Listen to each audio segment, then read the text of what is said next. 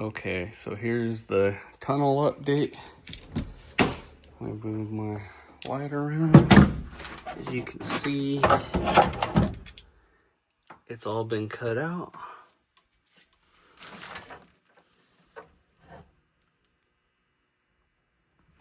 Let's see the diff.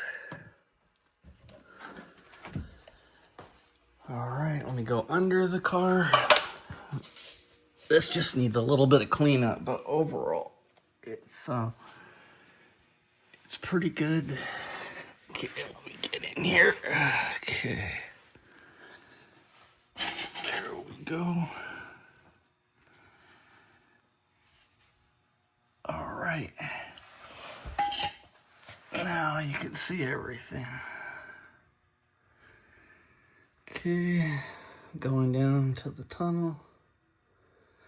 It just needs a little bit of cleanup around the edges here, but I didn't remove the actual brackets because I think it weakens them, and it's good enough. You don't need to remove them because there's still plenty of room up there.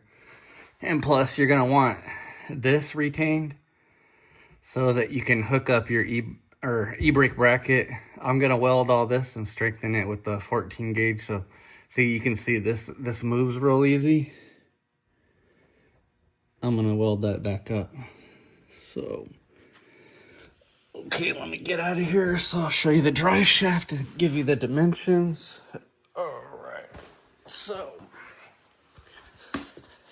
okay, that was a bit of dilemma. So this right here is a 2007 CRV drive shaft.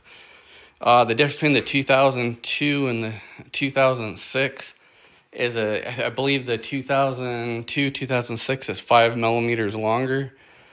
I measured this one, and I believe it was 81 1/4. I'll post the specs in the description of everything. But this has to be shortened. This is basically a stock one. So this is the front. I marked it, so it's gonna be the front. And then here's the carrier bearing. You can't shorten this at all because this is going from the differential to the carrier bearing, and this will screw up your mounting point if you were to cut this at all. So you don't cut this.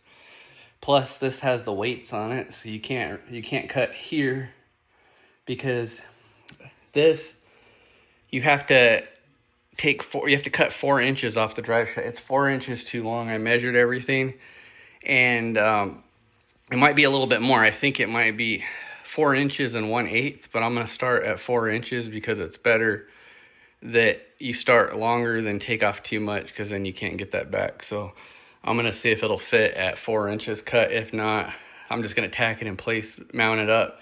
If that don't fit, because this thing compresses too right here when you push it in. I can't do it because I don't have two hands. But this compresses, and basically you have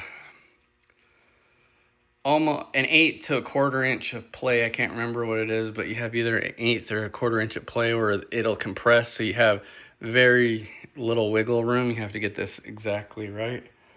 So yeah, you can't cut any of this, and you can't cut it there because you have another weight right here, so you can't screw this up because 4 inches, you're going to be removing the weight. You can't do it. So basically, cutting this from here to here is the only possible place that you can shorten this drive shaft. There's no other place to cut it really. And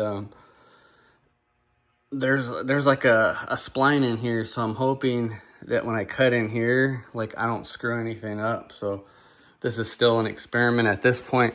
This is the step where everybody does a drive shaft, and they do the tunnel, so everybody got the specs on the tunnel, but nobody ever tells you anything about the drive shaft. They'll just be like, yeah, I had a drive shaft shop do it, and they don't really give you the dimensions, but I'll put them in the description, everything you need. But I know I'm going to start off with 4 inches, and I know if that don't work, 4 inches and 1/8 will do it, because this compresses.